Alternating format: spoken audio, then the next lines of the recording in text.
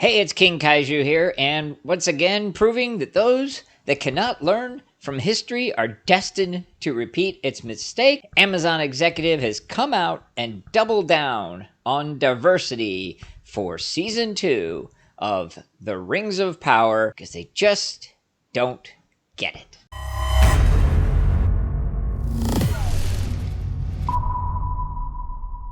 All right, so there's actually two parts to this article. We're just going to cover the first part because basically the second part is a recap of all the message pushing and shoving down your throats the cast and executives did when Rings of Power first came out. That's been done. That's been run through the dirt. Let's just deal with the new stuff. Amazon executive Vernon Sanders doubles down on diversifying Middle-earth for Lord of the Rings of Power Season 2. Executive Vernon Sanders. Okay, in an interview with Deadline, the executive Sanders was asked, from the Season 2 cast edition announcements so far, it appears that you are continuing to bring diversity to Middle-earth. Can you speak about that and tease more familiar characters from the lore that we can expect? So first and foremost, to anybody who's lived under a rock for a very long time, these questions from hard-hitting Deadline are completely pre-planned in advance, generally provided by the subject being interviewed, not the interviewee. So Amazon gave them this question so that Sanders would have a prepared statement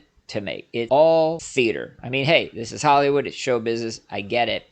But it reduces all meaning when you know every aspect of this was pre-planned. It is presented as an interview, as, I'm having a conversation with somebody. I'm asking them questions about something they're working on. When in reality, it's an ad. It is just an ad. And the fact that they think that this type of ad would sell is very disturbing because, of course, this is what he had to say. Quote, "The series continues to be cast from all around the world. We think that represents the show that we created in season 1, and we're doing the same thing for season 2. We are trying to find the best actor for the role." Okay, so that's a nice, noble, pre-planned statement. I have one simple question. You have claimed, spouted forth, you will do so again, that you are all about diversity. You're all about hiring different people of different creeds and class and colors and blah, blah, blah, blah, blah. Then you follow up with, we are trying to find the best actor for the role. It is not outside of the realm of the impossible. In fact, if you look at the numbers, it even becomes probable that the best actor for the role, for the majority of roles, will be white. But that won't happen in your production because you have to be diversified. You have to get different representation. I know that this is never going to happen. They're not going to say it. But just so that you know, and you make sure everybody else know, they're not hiring the best person for the role necessarily. They are hiring what fits their agenda. Honestly, considering the mixed acting level on the first season, it shows. But there's more. So the executive further says, we've already announced that there'll be some characters from the lore. I don't think we've announced all of them, so there are surprises to come. I think the fans will be really delighted. I can tell you 100% the fans will not be delighted. The fans have told you that they're not delighted by the terrible watch numbers for Rings of Power. But you guys got $1 billion invested in this little baby. So you're going to do whatever it takes to salvage it and try to make money, right? No, wrong. Because this isn't salvaging it. Now, paper, it looks like it is, right? Because what ignorant Amazon executives took away from all the fiasco was that, the fans had some problems with the show. And there's a buzzword out there that I've heard called lore. So I know I'll draft a response that says, fans, you're going to be excited about, and then something to do with the lore. Okay, that's good. Problem solved. I'll now have all the fans back. No, you won't. Of course you won't. It's a fundamental misunderstanding of what lore means and a fundamental misunderstanding of why the fans are upset. And by far, the greatest reason, and this is the big picture that is completely missed. The Rings of Power, bad numbers, steadily declining watch numbers. And it wasn't because of fans. Because fans represent a very, very small portion of your audience. Because you made a bad product that didn't appeal to general populace because you were more concerned message and activism than plot and character. That's simple, but they can't figure that out. Not only did Sanders reveal the show will continue to diversify Tolkien's Middle-earth through its casting, but he also tried to explain why the show hasn't been greenlit for a third season, despite claiming Amazon Studios is committed to 5 seasons. Sanders was specifically asked if he and Amazon Studios we're still committed to showrunner J.D. Payne and Patrick McKay's 5-season plan. And if he surprisingly responded, we absolutely are committed. We have every reason to be excited. They've done a tremendous job. And it's like, okay, well, that's great,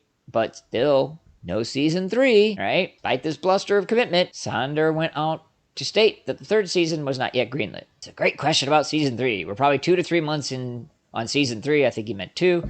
But I think there could be news, certainly in the new year. He then appeared to explain why the show hasn't been greenlit for season 3, yet despite the supposed commitment for 5 seasons, there's so much planning and prep that's necessary for us to get this mounted that the only reason we probably haven't gotten there quite yet is we've just been so heads down in season 2, but I would expect there to be news in the new year. So the part about the season 3 announcement is actually very interesting from this standpoint. Generally speaking, the studio will have some measure of success or perceived success before announcing a new season, except of course Netflix, who just seemed to take forever to do that. The fact that they originally stated before one single episode aired that this was 5 seasons, they were committed to it. They genuinely really believed that they had a hit on their hands. They believed they had a slam dunk.